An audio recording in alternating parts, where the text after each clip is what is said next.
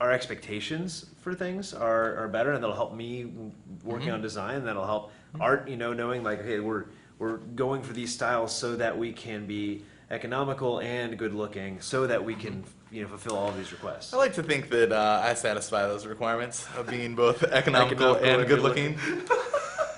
I don't know what that means. That's stupid. Okay. I'm just gonna go with yes. Hey, so we're gonna get. It's pretty cheap. We're gonna end. Do you need the mouse? Mark, use the mouse if you need it. No, I don't. No. Yeah, okay, cool.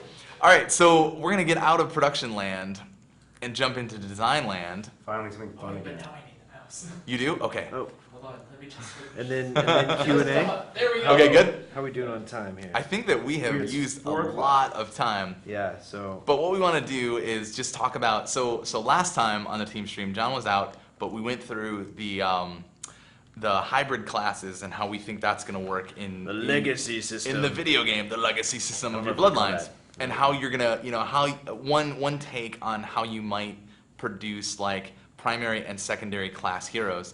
We talked about it a little bit more, and there was this, like, we have a strong desire in design land to make sure that each character class is linked to a house's lineage or to their bloodline, and this could even Legacy. their legacy. And we even talked about how like this could be, like, I love so. And there's some reasons for this. Yeah, there are a lot of reasons, like just mechanical reasons, right? Of like, the house colors. Like when you see the house colors on the battlefield, you want them to mean something.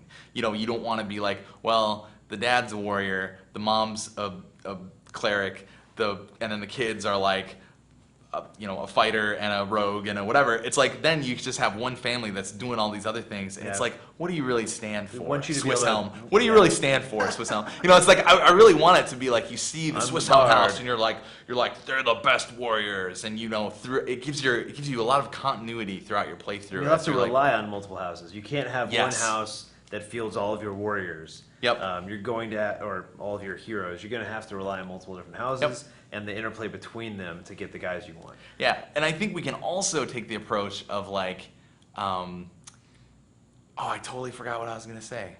That is terrible. These never do that on a live stream. You get bit flips? I Never hate do that on a live stream. We have a 5-second delay, right? We So can cut yeah, that. we can totally cut that out, edit that out. Yeah, what was? Oh, we can also take the approach, like we've been talking about, like what is the magic of Massive Chalice? One of the great things about building a new IP is that we just have full control over everything. And one of the cool things we've been talking about is that like, what if like bloodline magic is like a thing, and the fact that like these bloodlines are so important, and like it's literally in your blood. If you're a Swiss Helm, you will be a warrior no matter what. Like I think that's kind of cool. Yeah, true. I mean, that's also literally true about like right. Yep. the real world as well. But like I think that's kind of a cool thing to explore about like your blood is magical, and like if you're like this, you will your children will be like this too.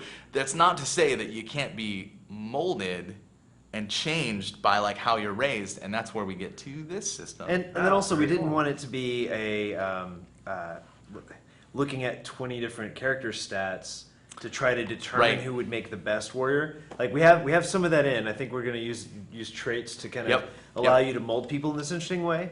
But really, to make the system so that you've got a guy, he's got a path through life. You can adjust his path at the beginning and then kind of set him on this course and then use him well, and then not have to worry about like, okay, well this warrior, this is having a level 4 warrior that has a whole different set of stats than another level 4 warrior is it just leads you to real min-maxing in that regard. So we think that the trait system is a great way for differentiating those two guys. So you could have this level 4 warrior has these traits that change the way he fights and acts in certain ways, and this level 4 warrior does that. But we can be very explicit about those traits. There'll be fewer of them, and they can be very explicit. They'll be tied into the school genetic system.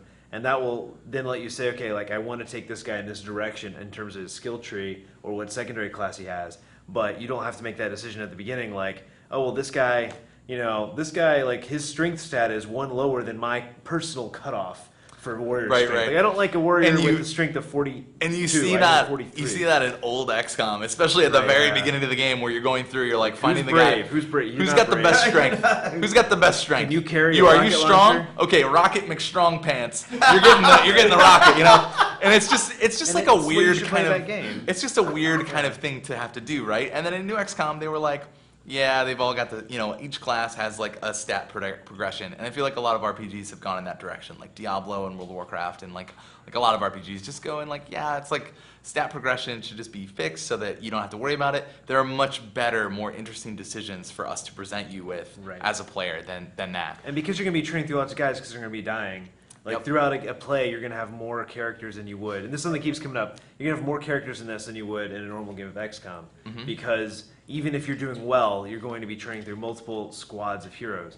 So we want the decisions that you make with those heroes to be interesting, and then also not to feel like you're having to micromanage every little point on 20 different stats. I just want to say, I heard nothing either of you said after Rocket McStrong Pants, but because that was awesome. But now on the chat thread, they've already decided Massive Chalice 2, Rocket McStrong Pants. Okay, so let's jump into this. So this is a take on both how we could do this like training and fostering in different keeps, and also how we would actually do the secondary class system, because we had talked about like and how it makes sense in fiction. how it makes sense, because our initial take was like, okay, you'll have a skill tree for primary and a skill tree for secondary of that class. So the warrior will have, like the warrior class sort of abstractly will have primary and secondary skill tree like abilities, right? Primary and secondary abilities. So if you're a warrior rogue, you'll have primary warrior abilities, secondary rogue abilities. If you're a rogue warrior, you'll have primary rogue abilities, secondary warrior abilities. And we're calling them skills here, just to separate them from actions. Yes. So just the sheet says skills. Ability, Okay, skills, same thing. Skills and abilities. Wow, we'll come up with the real name, whatever the real name is for that later. But the real problem with that, though, that we ran into was if you're going to a warrior house to get trained by a primary warrior, he might not even know the skills that he's training you in, because he himself could be a warrior rogue.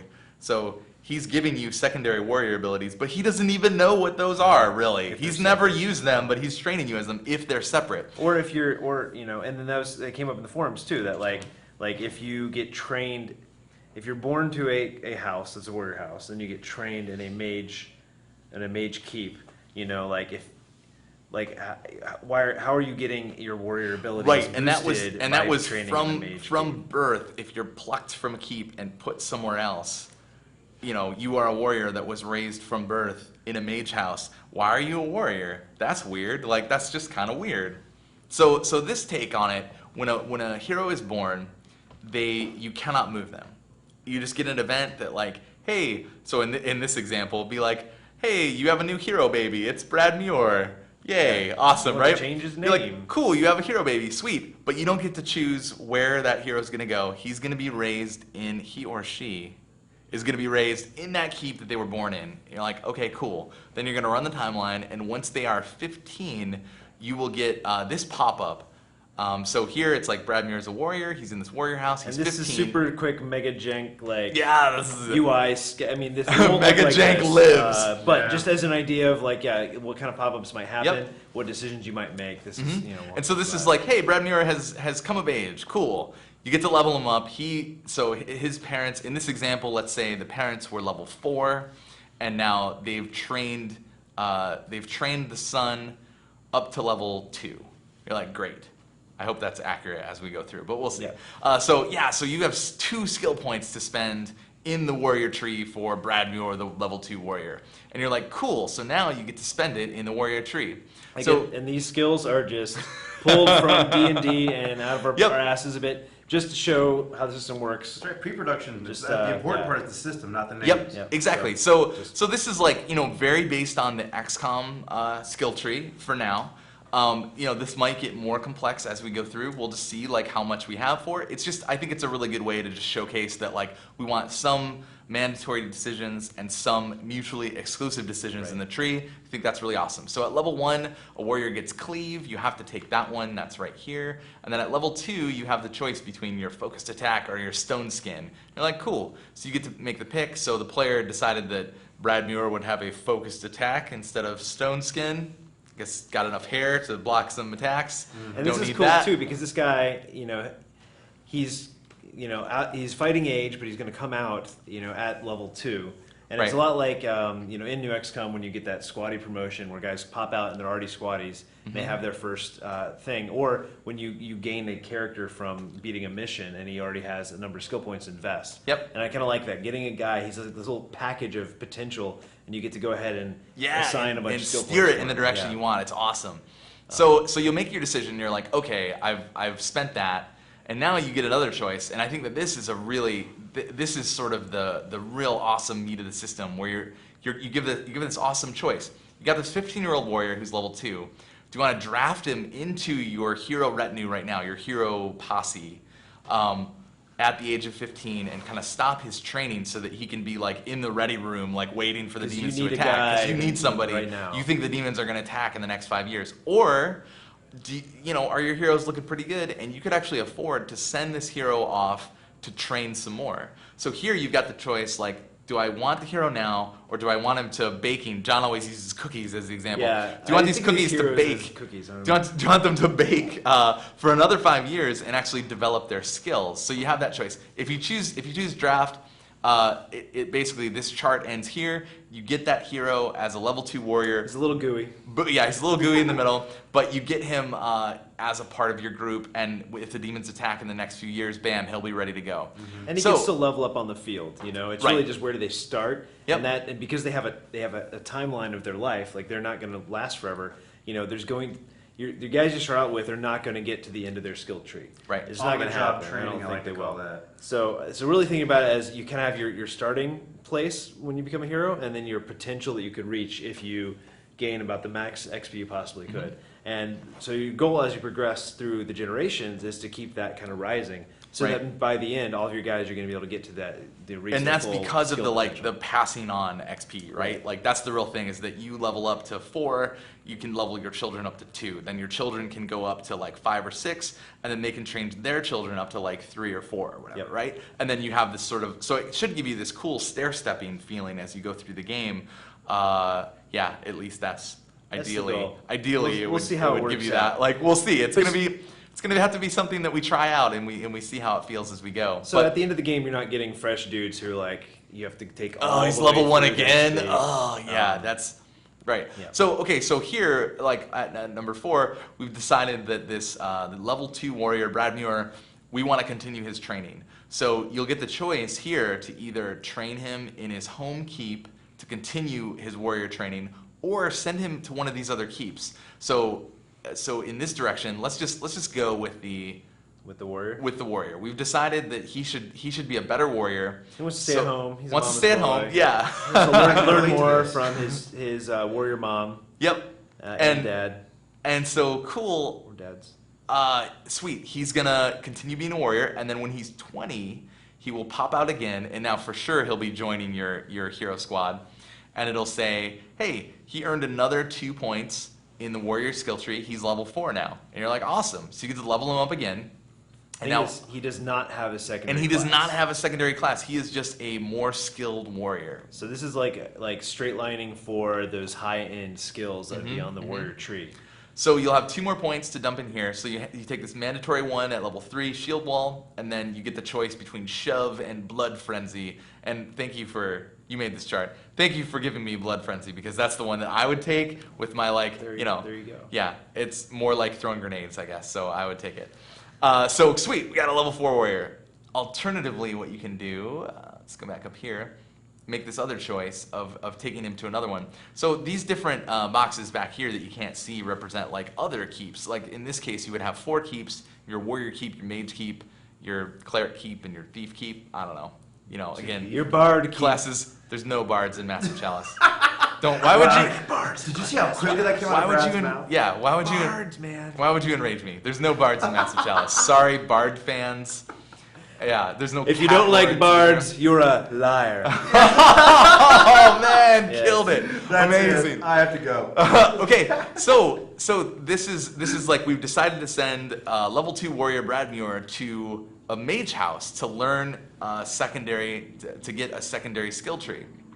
So at the end of his training, again age 20, he'll pop out definitely joining your hero retinue after this, like definitely becoming a fighting hero ready to go, and you'll be able to level him up again. And it'll be like, hey, you've earned the secondary class of mage, and you have 2 secondary skill points for a mage. So we're gonna show you what this looks like.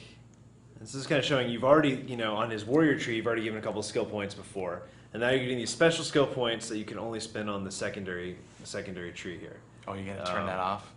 Okay. Okay, sweet. So this is the secondary mage tree over here, where we've taken haste and healing touch instead of freeze enemy. Come on. Brad Muir, the warrior mage, would take a freeze enemy. You know this. He's a paladin. He's doing a paladin. And these are all placeholder and whatever.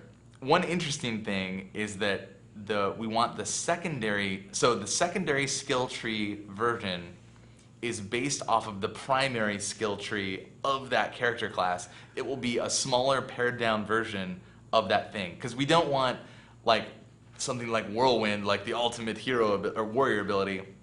We don't want that to be available to secondary warriors, right? That should be something that's available only to like primary warriors.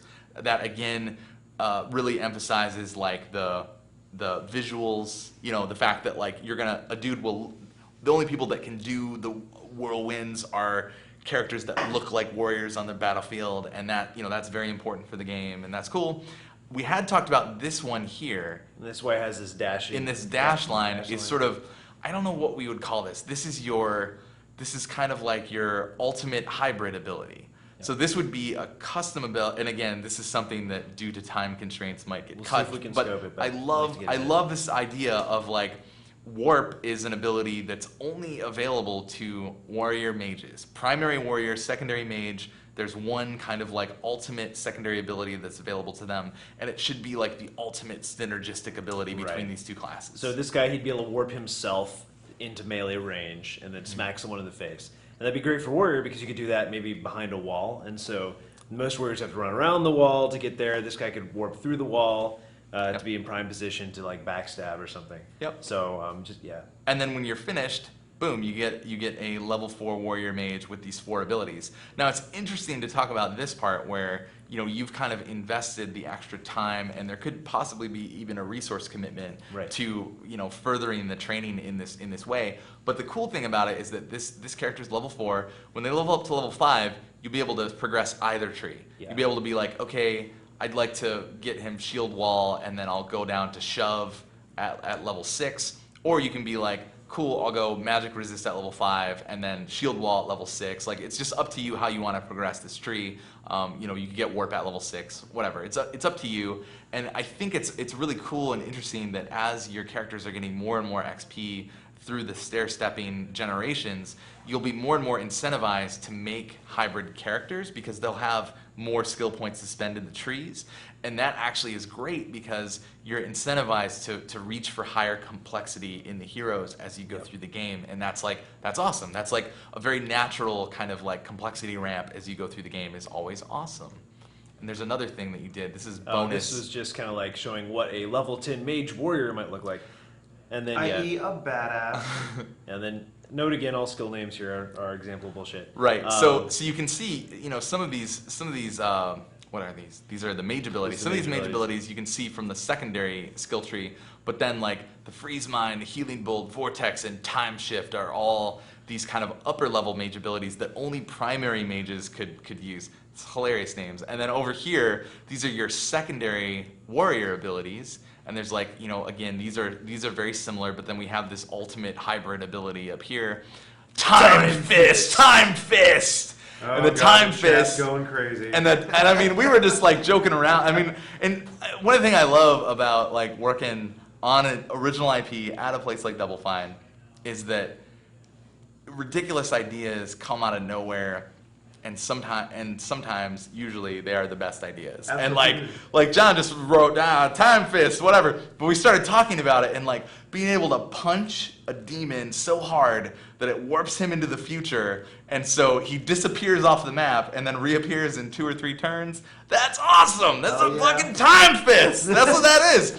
So that's cool. So I think that time fist definitely confirmed some sort of like, warp you, like hit you, like I'm gonna hit you into next Tuesday kind of thing. Awesome. So you'll literally be able to punch a demon into next Tuesday.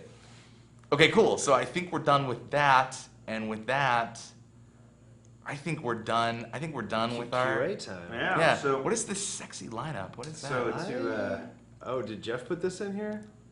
Oh yeah, so Jeff was This is doing awesome. some Jeff just put this in here. He was actually rigging up Pizza Box Man style all of these different Pizza Box men that Derek had kind of done. And this is original Pizza Box Man. This is the lanky Massive Chalice guy down here, right? That we're thinking about. Yeah. This is Giant Head yeah. Final Fantasy Tactics. This is either XCOM or a normal guy. I would have to ask him because we didn't get to talk to him. And then this is that Warcraft Dota version, right? And you can really see that they have like a lot of different pluses and minuses as you look at all of them. They're all holding swords. Guys, it's awesome. Jeff's on the chat. He's he's really helping us out. Oh, yeah. And whatnot. And Hey, Jeff. He just said the time fist should be that you punch the parents of the demon before he is born. That's how powerful it is. That's amazing. Oh my god. And he did clarify that's XCOM guy, by the way. This is XCOM guy Yeah, here. blue. This is XCOM So guy. just slightly broader shoulders. Mhm. Yeah, a little bit Yeah, smaller head. and Dota Warcraft guy, Final Fantasy Tactics guy, and Massive Chalice guy. Super cool. Super cool. Super cool. All right. All right, guys. So again, let the questions roll on. Yeah, in. let's open it up for And Q&A. there was a lot of stuff we talked about today. Yeah. but, yeah. yeah. If you have questions about any Any of other that, questions let are us know. coming in? Can you just recap kind of what we hit? Yeah, so I mean the biggest thing that we were focused on over the last 2 weeks since the last Teamstream was just all of this like budget production stuff. That was just making sure that like we're on target. We feel comfortable entering pre-production with the plan. That we're not we didn't like overestimate any of the things, and that we didn't add it up and be like, yep, $8 million, let's do it, and just kind of erroneously go into the project like whatever. I mean, there's always like challenges for budget and time and all these things. Like, it's never going to be a perfect process. And that's something about like, all of these Kickstarter games, the bigger ones especially, the bigger the budget, the more risk there is in terms of like, running into problems as you go. So I think that all this stuff happens all the time on game projects, especially like creative projects. It happens a lot. But usually it's just like conversations between the developer and the publisher. But Or just all internal. Or just all internal, like yeah. Blizzard I think that they have to announce some stuff because they have to now that they're publicly traded. But like Blizzard just restructured their Titan MMO that I think they've been working on for a long time, and we don't see what the spreadsheets are on that guy, but like it happens a lot. Yeah, I think that it would really blow somebody's mind, though, the amount of money that gets spent on some of these AAA games that get either like reworked or canceled or delayed heavily. Yeah. It's just things that are not really seen in the public. So I think like we hope that people understand when a lot of these projects that people have backed have kind of like budget problems or whatever. It's part of the process, and that like we're really committed as a Double Fine to like making the best game that we can within the constraints that we have. And that might mean cuts, that might mean delays, that might mean any number of things, but like a lot of it is just about trust. And thanks, I don't know what camera we're using. Thanks for trusting us. Thanks for trusting us with your money, because we're gonna treat it as in the best way possible, with the utmost respect.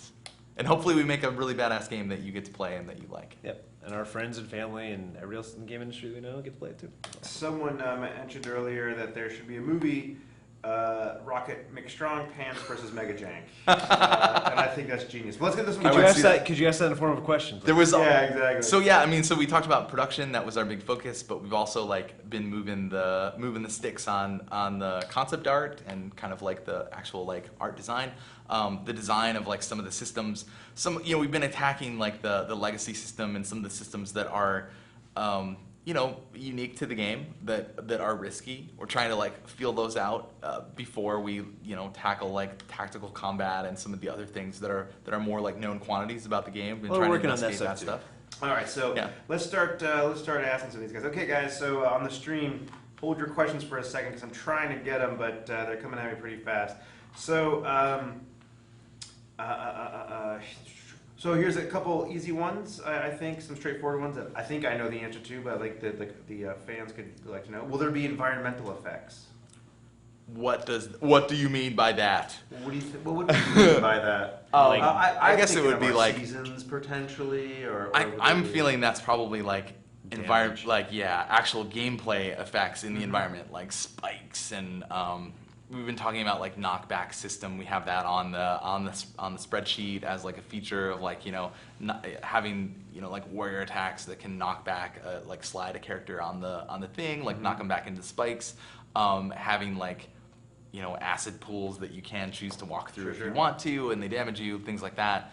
And to be clear, I don't know that if we is really a spec person that. aspect. I feel like we spec'd out the We- whole knockback and sort of like dangerous, spiky kind of things, like dangerous things that you can push people into. I don't know if we had talked about the actual like. we have like a buff and debuff system we're Yes. working with. So I think a lot of that we've been playing a lot of Card Hunter recently too. Yeah, Card Hunter, it's shout pretty out. cool. Shout Game's out to really, Card really Hunter. fun. Very, Really good. very well done tactical game from what I haven't played much of it yet, but it seems very cool and it's worth checking it out. You know, another Um, game that's worth checking out. I gotta say it. Drop Chord. Oh, Badass. Drop Chord, that's right. Drop Chord, Totally shout badass. out. We just released Drop Chord on iOS, Ouya, and the Leap. Yeah. The Leap motion device. That's You can right. check that out. I believe it's included with your Leap motion device. Yeah. Which is pretty It's sweet. pretty fun. But yeah, check that out too. Back to environmental stuff and Card Hunter. We like they have some tiles in the game that just replicate some other effects from other systems, and that's something that I think we could do pretty easily. If we create poison debuffs, then we can create a tile or even a mine action that can do that kind of thing. But we're we still don't know exactly how dynamic the environment's going to be, and we're probably not going to be able to do much in the way of destruction. We're not, like Right. destructibility of environment is not one of our pillars. It's just one of those things where if we can design and create from the get-go without that being like this big system, then it'll help us in the long run to create a lot of different things. So Okay, we'll cool. see. So, so keeping the answers kind of focused and concise.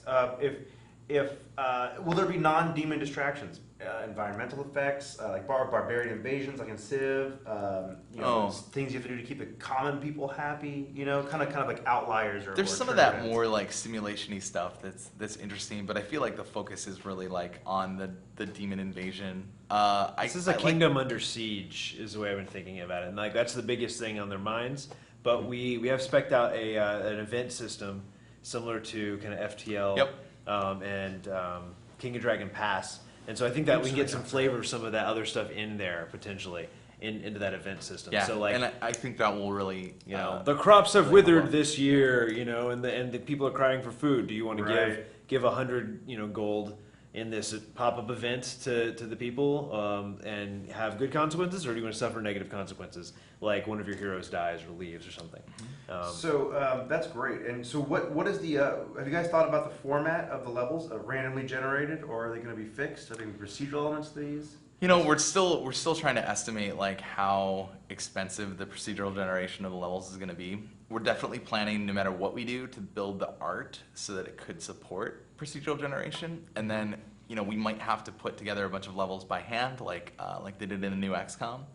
But it's something that I want to make sure that it's something we could do later. We're trying not to back ourselves out of that, right, in terms of level creation, but we also know that, predicting that we could go ahead and make procedurally generated levels that look good and good off the bat is something we're not ready to do yet. So I think that'll be probably like after pre-pro kind of decision. We're we can definitely work going to towards it. explore it during pre-production of like how are we creating the levels, like what are the procedural tiles, like if can you put one together by hand that looks good, cool. Now can we write some rules to do that, cool. If all of those things go well, yeah, we'll have procedural levels, awesome. Cool. But like it's it's the kind of thing that there are a lot of cautionary tales out there about procedural level generation, so we just want to tread very lightly and make sure that we're not committing to a really, really large kind of engineering problem. And again,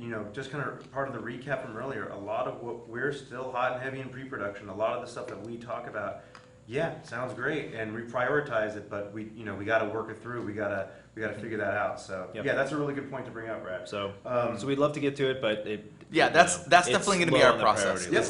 Is like build the art no matter what in a way that could support it, and then investigate it.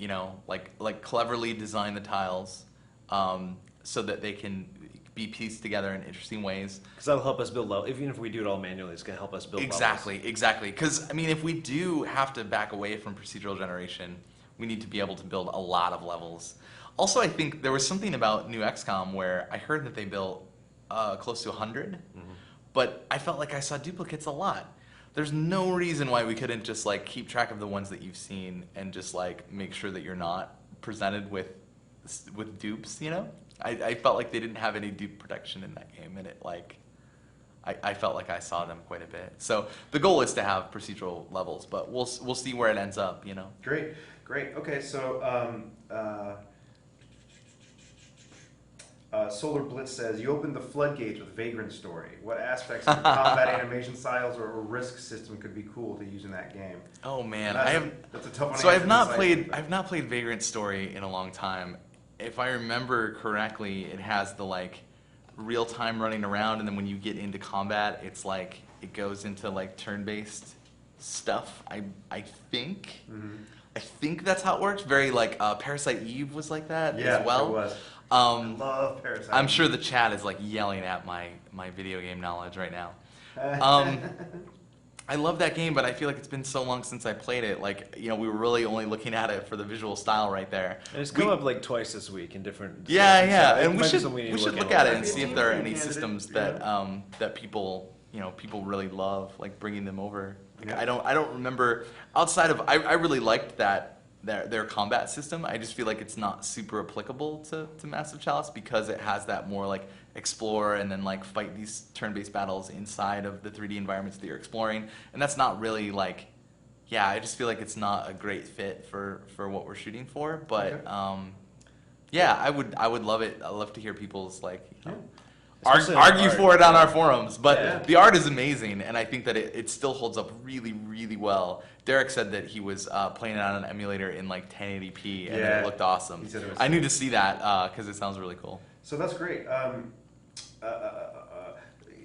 Jojo Jiminy asks, will there be any way to respec a hero if you find chosen skills not being useful for your playstyle? That's a good one. So the way that we've been talking about that is that because heroes will grow old and die, and there's nothing that you can do about that, you will have the opportunity to go through that skill tree many My times. son, don't pick stone Right. skin. Yeah, exactly. Trust me. Trust me. I don't see how it's useful. Trust your father. Stone skin is totally underpowered, right? I mean, that's Look like, at this. It's just ashy and gray. Just you don't want It's this. pretty hard, but The that's ladies- not necessarily a The good ladies thing all don't the time. like it either. Yeah. Or do they?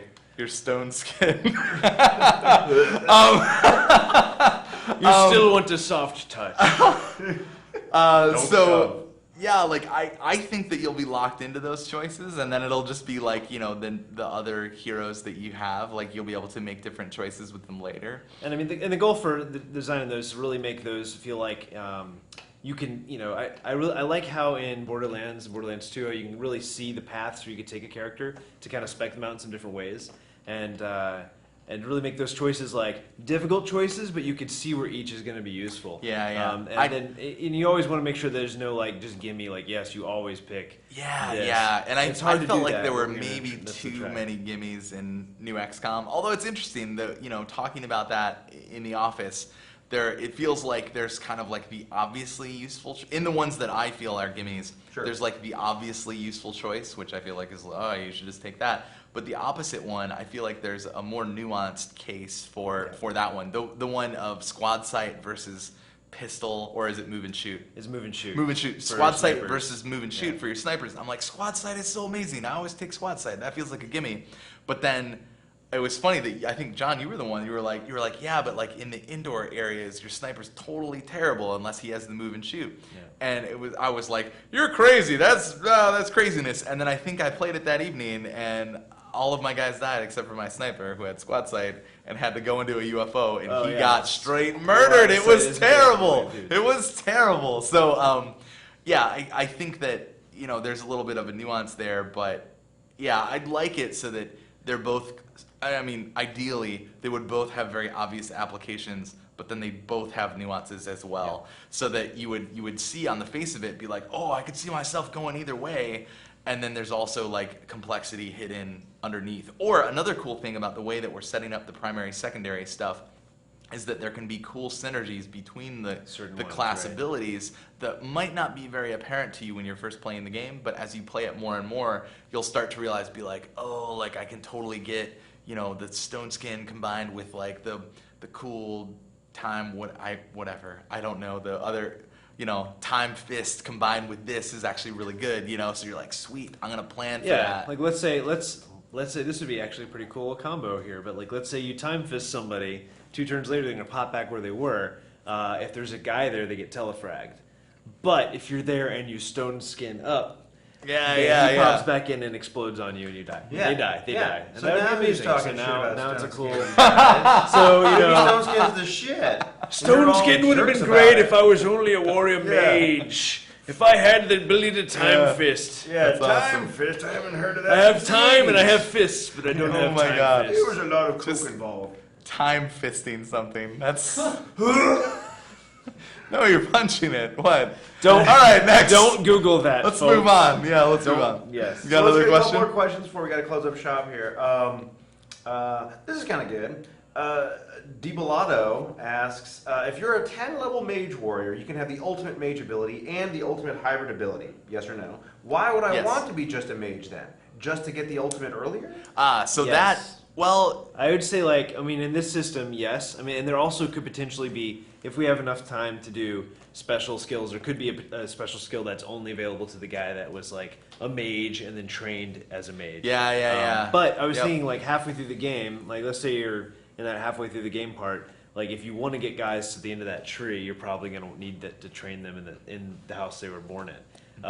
And so near the end of the game, you could have like a guy that could get to the end of both trees, but you know, in the middle, you're gonna, you know, you're Right. either gonna have a guy that's gonna kind of get halfway through each tree, or all the way through his primary tree. Yep. And you're gonna have to choose. So I think Yep. like a big part of that is gonna be getting, as a player, you know, teaching you how to kind of get a good feel for how long it's gonna take for one of these characters to grow old and die, so that you don't feel like, oh man, I was really thinking this guy was gonna get to Whirlwind, and he never did because he got too old.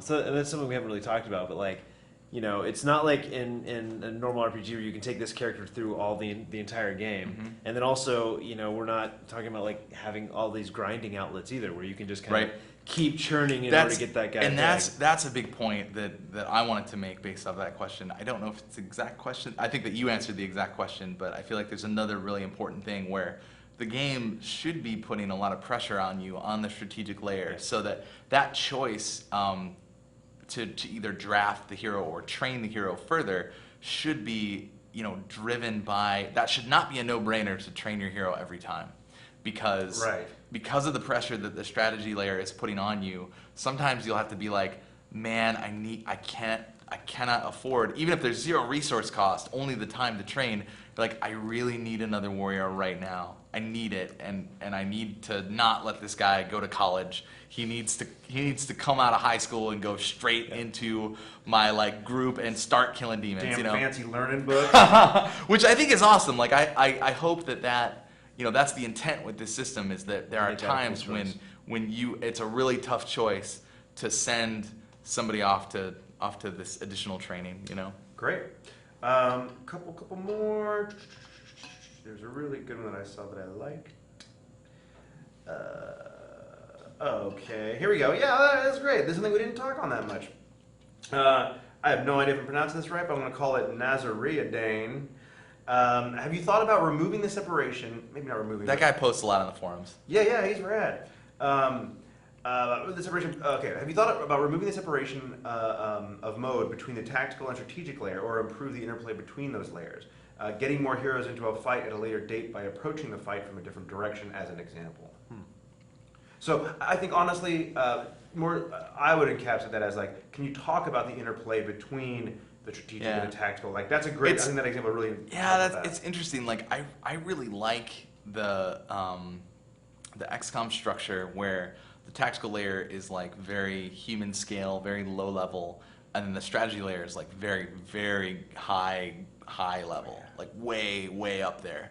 So I think that like actually one of the things that we had investigated and talked about very early on the project was like, how do we do the like demon attacks? Can we do it where they have more of a presence on the map, like in Risk or something? You Right, know, where do they they have have their own territory Do they have and- armies that they're moving Yeah. around and stuff like that? And we dug into that system a little bit, and it was just like it just seemed completely bananas to me to try to attempt that. It just seemed really a lot of like back and forth, like where they take this part and then you have to fight them back and whatever. And I can't remember the other things we didn't like about that system. It was basically like oh man, that would be really weird, and I don't know. And again, like not allowing for you to grind to Right, win, right, you right. know, like to purposely let them take an area so you can take it back. Then and then also just like I don't know, we have the idea of recapturing keeps, so there might be some of that in, but the idea that you've got to progress through the game to stave off this invasion, and it can't be something you stall it out for 500 years. Right. Yeah, I mean that's an interesting thing of like allowing you to choose which direction you're coming from, but I do And we haven't kind of talked see about- it as just like an unnecessary complication, you know? It's like, because a lot of times you wouldn't even know what the right choice is. We'd have to go kind of the extra mile to like make those choices meaningful of like, why would you attack from the south? I don't know. You know, that you have to be able to survey the battlefield or like get some additional information, and then we have to communicate that to you, and then like you know, because you want that choice to be a meaningful one, and in order to make it a meaningful choice, it needs to have a lot of like systems and explanation and stuff behind it. So I'm not poo-pooing the idea. It's a cool idea. I just think that I think the game can be pretty good without, you know, choosing what side you want to approach from. Right, and then also we're still looking at single squad, not necessarily controlling multiple squads and actually having them Right. represented on the game board. You know, and one of the games that comes up a lot is like the Total War series, and just how like how deep that strategy layer is there, and how a lot of people don't even want to play the tactical battles. Yes, like, and that- we're going to invest the time in the tactical battles and really make those Yep. those fantastic. Yeah, and I think the as well. focus is really on the tactical battles, and the strategy layer is there to really, you know, inform and support the tactical layer. Yep.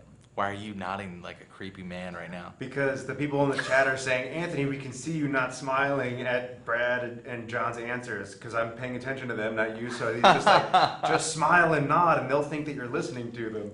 So, okay, so 2 more questions, gents. All right. One you've heard before, it's an oldie but goodie.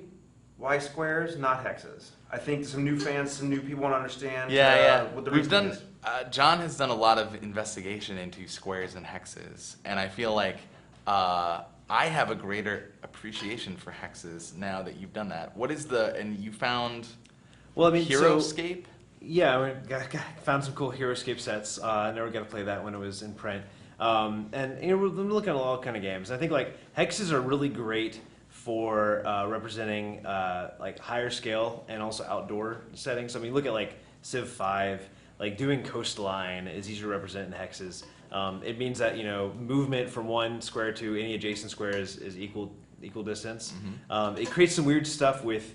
On one of your axes, you're not able to actually move straight, so either you have to kind of juke back and forth, up and down, or like That's left the and right. part that really frustrates me about hex-based systems is that when you go north and south, it feels really good, and then when you go east and west, you go like this Yeah. when you want to just go straight. Like You that really bugs me actually. Like that's I would say that's my primary sort of bias against hexes is that feeling where it's like I just like squares that it feels like north, south, east, west.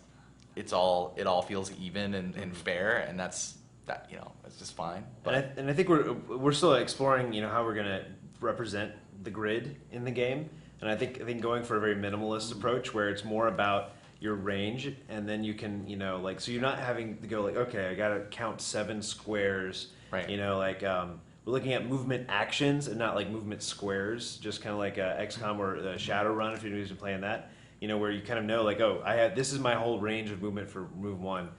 So we're definitely looking at allowing diagonal movement and diagonal attacking, but But the thing with those, diagonal movement is can be exploitable in some games. We have to.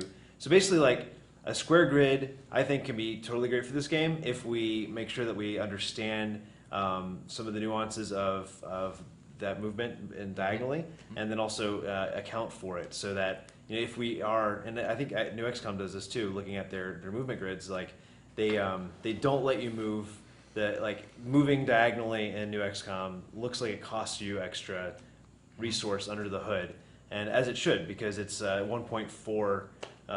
It's about 1.4 meters to 1 meter going diagonal. So you just want to make it so the player can't or isn't supposed to always look for diagonals to their opponents or always look to diagonally attack to cheat the system. Totally. And things like if there's a wall here on this corner, can I attack diagonally through the wall to hit somebody? No, you're not going to be able to do that. So we're definitely looking at a system that offers the most flexibility, Untrue, you can do but that. works out well. I'm kidding, you can't. I'm just making that. You can do it with the time fist. It's like a 4-dimensional attack. So And You gotta watch out for that he'll time kill fist. That kid whose dad told him not to stone skin anymore because of you guys. Has anybody commented on the amount of plaid that's on this couch? They have. Yeah. They said, in fact, somebody it's said. not like this every day, but every day we show you guys, it tends to be like this. Somebody said that we should consider a hexagon plaid shirt. Give it to you guys. Maybe We're going with the maybe we plaid can think grid. about it a little bit more. You know what I mean? We're going with the plaid grid. It's going to Okay. have these big lines, little lines. It's going to be awesome. That's awesome. But yeah, so and the other thing is that representing, even though it is a solved problem, representing a 2D, a square grid is going to be easier on the programmer. It's going to be easier on art. It's easier to show indoor spaces with walls are easier to align, especially if we're not doing a cover system where you can hug a hex. And we looked at all kinds of things from Fallout where they had hex-based movement, but square cube based tiles for the environment. Yeah, there's really all sorts of systems out there. King's for Bounty, sure. all these things. So All right, so we got gonna be that cool. one covered. All right, I'm sorry, I have 2 more questions before my last one because these are really good. These are really good. shoot. All right. Okay. CT Games asks, will retired keep heroes help in the fights? Mm. That's kind of good because that implies a larger system, perhaps. Yeah. No. Boom. Next question. Really? I mean, Actually, Yeah. maybe. maybe. Well, if we want to do Maybe. those certain missions, we're going to talk about that. Oh mission yes. packages. Okay. That's Cool. awesome. Cool. This is totally planned, and I think that this idea has been something that we've had very early on, and I think it's really super solid. So most of the time when the demons attack, they're going to be attacking the countryside or small villages or whatever. My farm's on fire. But occasionally you'll have the sort of major attacks. I can't remember what I called these originally in one of the original kind of design write-ups, but these big pivotal battles where they come and they attack one of your keeps. And so you'll be sending your hero party out, and right now we haven't even really talked about this in a while, but I feel like 5-man squad is sort of the standard World of Warcraft Penta squad. fantasy squad kind of thing.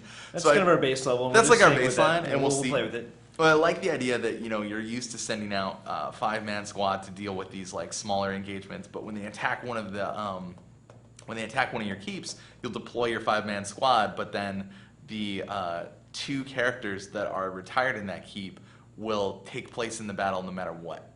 So you'll come in with your 5, and then based on the scenario, it'll be okay, you've got to battle your way to the sort of throne room or the whatever, get through the door, and then boom, you get those 2 characters that might be very old and very out of practice, but they join the fight, or they're And you don't under, wanna lose them either, or so, they're separated, and you have to, I think there are a lot of cool scenarios that we can present that are about the 7 characters, the 5 characters that you've chosen to put in there, and then the 2 that you probably used to have on the battlefield, but you don't anymore. And they kind of have to come out of retirement and be part of that battle. I think it's super awesome. It's not. It also plays very strongly into the emergent stories of the game. The fact that there's Get not- out of my house. Yeah, it's super cool just thinking about the old retired matriarch woman coming out of retirement and just killing demons again like she used to. That's so awesome. It's so awesome. It's so awesome. It's so awesome. So I I feel like we'll be able to do that because it's not Stone a skin. stone skin. That's right. Yeah, stone skin. And she sees her son on the battlefield, she just slaps him. Grandpa's all just stone skin in the throne room, and that's it, waiting for help to arrive. She invokes shove. She's Every like, turn, "No!" every turn, just stone skin. All right, Cross the answer. old man. We got that. Yeah, that's it. A second to last question from Dradon or Dr. Radon. I don't know how you want to pronounce Dr. that. Radon. I'm going with Dr. Radon. Squad chemistry? That's the question mark. Will dudes get stronger if they fight with each other more often?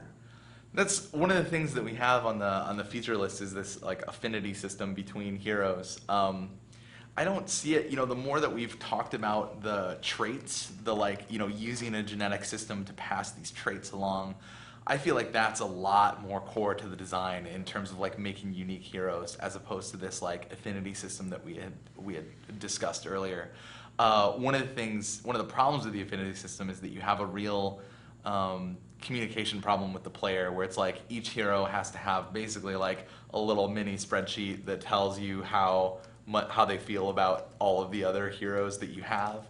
And so I think it's just going to be kind of obnoxious to present that to the player and almost burden the player with that kind of information where they have to like find the best match for these two characters and all that stuff. That being said, the cool thing, there are lots of cool things about it, of like fighting together improves it.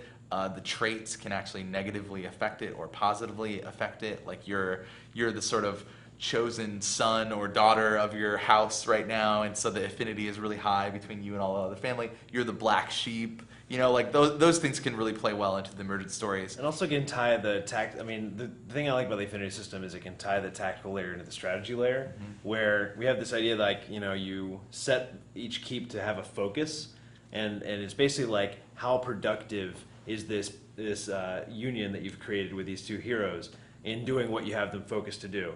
And I like the theme of that if they have high affinity toward each other, then they're going to have a better output, basically. Yep. Like, happy couples do better in their research or in their child raising or in their resource gathering, whatever they do. And so that's cool. So I still like to get that in there and play with it. Like I think that'd be fun. So then you have these guys, but it might not actually do much on the battlefield. It's more like battlefield actions than having those heroes have different reactions back in the strategy layer. Because I do think at some point you're going to have to click on a keep and then partner the hero who's in that keep with somebody else. So we're still going to have to do a screen where you show all the other heroes. And that would be at least one place where we could say, okay, cool, here's like the affinity score with all these guys. And you can make that one decision based on the level of the person you're putting in there and then also their affinity with that hero.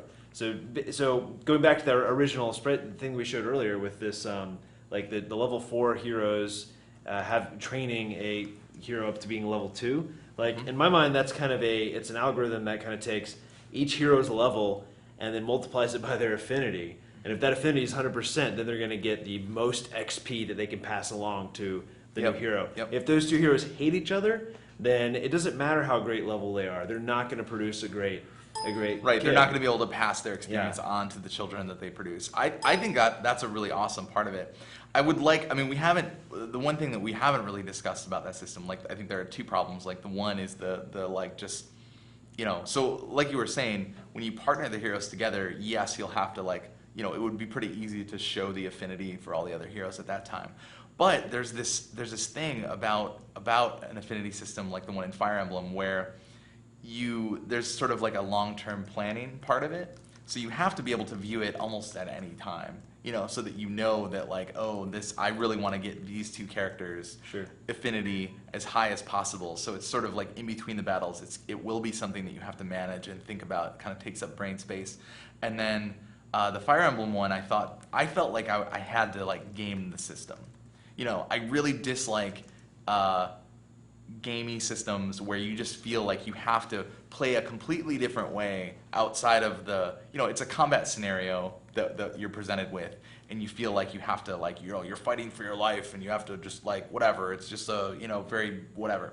And I feel like when you introduce that affinity system, you have to be okay, well now, yes, this is a tough battle that I have to get through, but what's more important is that this person is standing next to this person when they do this attack, and it adds this layer of like bookkeeping and like weird kind of like manipulation of It everything. depends on how we go with it, because it could even just be like, did you guys fight together? Right, You know, and that's like, right. and that is something that isn't. Yes, and Yeah. like we haven't talked about like how it would actually like how the Affinity would actually improve if it's sort of a very simplistic like higher scale thing, large like farther out view of the system where it's like you fought, you know, every time you fight on a mission with a character, if you know, as long as you both make it Yeah, out you guys alive, survive. your affinity goes up. Cool, like that's simple. I don't think that it can. And you're be not gamed. saying I'm going to try to get this person injured, so this other person can heal Yes, them to exactly. gain That's what I'm affinity. talking about. Like, Because get them then, injured again, then and you're then- gaming yeah. the system. Then you're taking the system and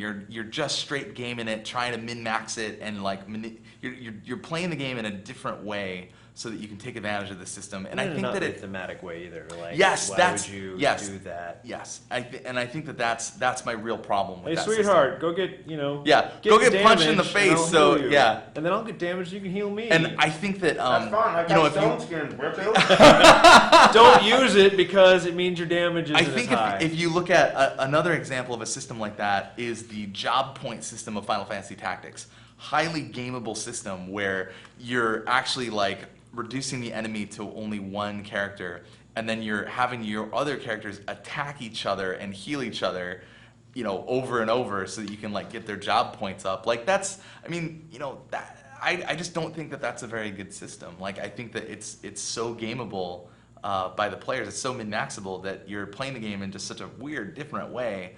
So yeah, I think and that then you have to tune the game to account for that. yes, And then the game becomes more difficult, and it becomes like that's the main way to play it. And yeah, that just seems kind of weird. So So we'll if we can come up, so we can solve those two problems, and it's not, you know, and it's not a very expensive system, Boom. then yeah, we'll put Affinity in the game. But it is, I mean, I think those traits have so much flavor in them that like I'm, you know, we might make the decision to cut the Affinity system in favor of like some of these other systems. We could put more time into them and make them better. Speaking of flavor, the final question, gentlemen. Final question. This has been asked by multiple people, specifically Johan 3043 and Jericho.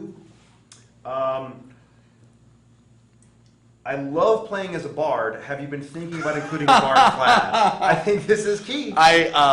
I really dislike bards. Actually- I have to say that like Drop it on us, Brad. bards. Why? What is it? What happened? It's gonna be 4 characters in one. It's gonna be the Bard Bershop Quartet. Yeah. It's gonna be Actually, someone said Brad, leader of clan. Brad the Bard, leader of clan Anagram. Fucking perfect. Oh my god, that's pretty hilarious. Fire. I feel against like Bard Men. That's right. I'm just like I'm kind of thumbs down on bards. Like, just I don't know bards. Bards. Did you just change my name to Bard? Look at that. That's the worst. You're so terrible.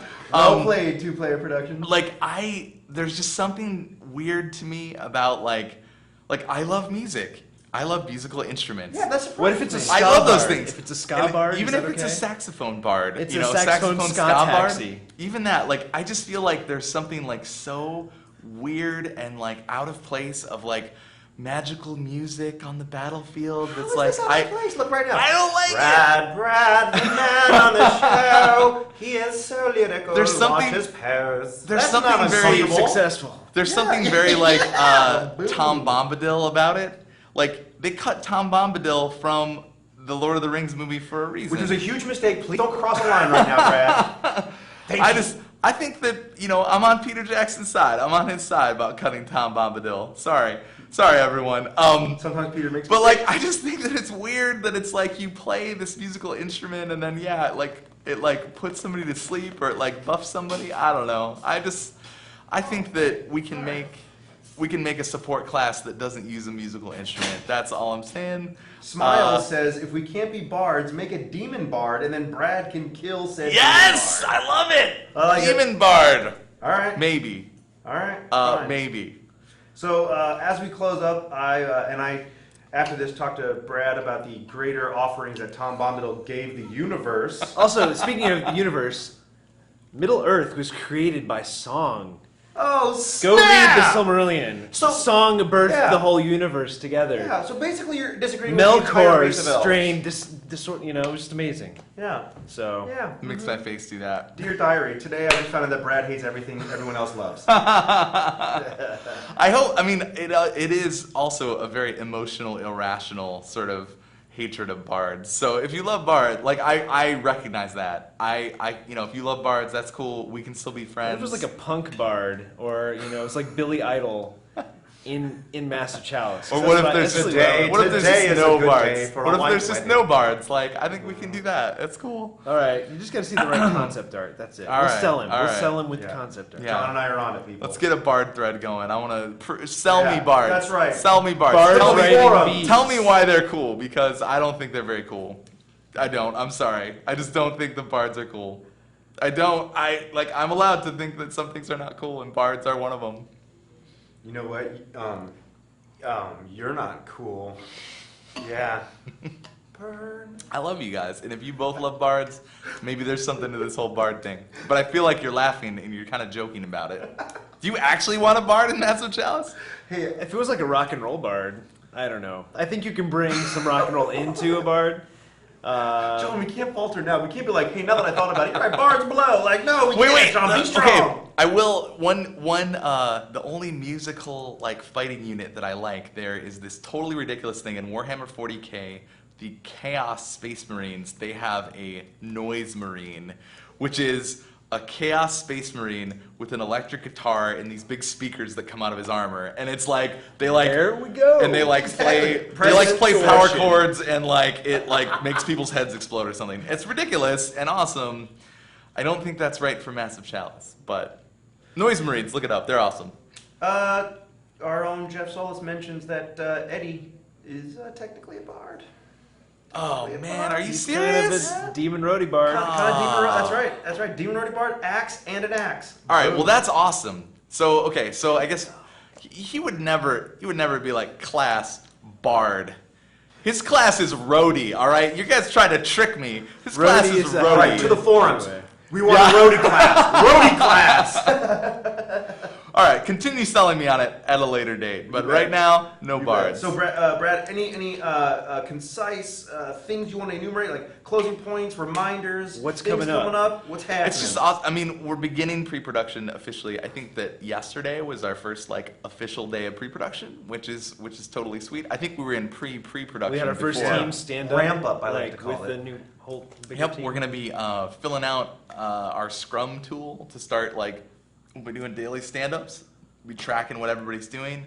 There's a lot of like art exploration, a lot of design exploration, and a lot of sort of like fundamental tech that we have to do. Like a new project hasn't been started in the Buddha engine in a while, so there's a lot of improvements that have to be brought over from the Cave, which was kind of like the last big game that we made with the Buddha engine. Had to take a lot of improvements from the Cave, put them into the base Buddha engine. We also need, there's a tool that was developed for Reds, for Broken Age, that has to be brought over so that we can have a Lua debugger, which I'm really excited about. We never had Yeah, a, and for you never had a programmers out Lua there debugger like me, before. it's amazing that a Lua debugger does not exist on the internet. Yeah, it really is. It's crazy. Like it's out there. Or I mean, whatever. We have one now. It just works with our 2D engine, not our 3D engine. So that needs to be Right brought on, over. So right there's just some like core technology stuff that we're going to be starting over the next couple of months. And I'm working on What a is little- happening in the background? That was amazing. What was it? I saw a puppet or something poke in. It was That's amazing. good. And I'm working on a little Unity prototype of some Yeah, well, tactical I think that stuff, we'll so show hopefully that. I'll show that I next think we'll show that Teamstream. next time. It's the Danger Room. We'll see what happens. And I'm trying to think. And then art, we're going to be doing a lot of like more concept exploration. And then we'll also Jeff and Andy are going to be doing a lot more like 3D stuff. We'll probably have some like modeling tests to show you about this, that low poly chiseled kind of look. I don't want to say. I just said low poly again. I think I just want to say the stylistic chiseled approach to characters. Basically, like my workout routine, bro. Yeah. I got nothing. Have you been cutting down on your carbs? Yeah, try